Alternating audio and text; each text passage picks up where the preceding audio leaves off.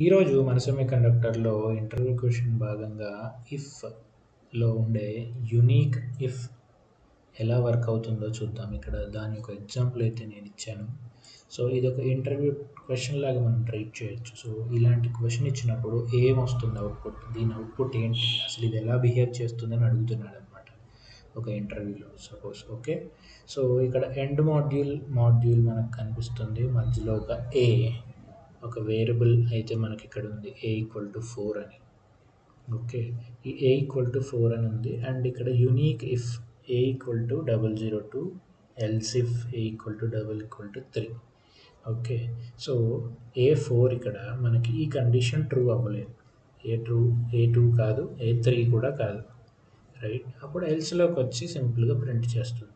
ఇది ఇఫ్ చేసే బిహేవియరే కదా సింపుల్‌గా.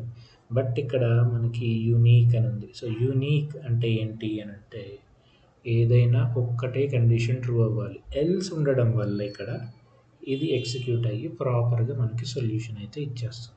అదే సపోజ్ మనకిక్కడ ఎల్స్ కండిషన్ లేదనుకుందాం. ఓకే.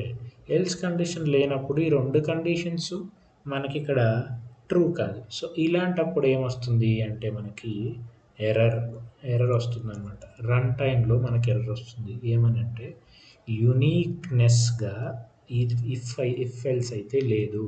ఇఫ్ ఎల్స్‌లో అట్‌లీస్ట్ ఒక్క కండిషన్ అయినా ట్రూ అవ్వాలి.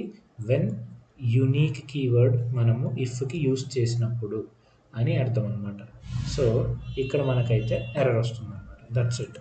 ప్లీజ్ సబ్స్క్రైబ్ టు మన సెమీకండక్టర్.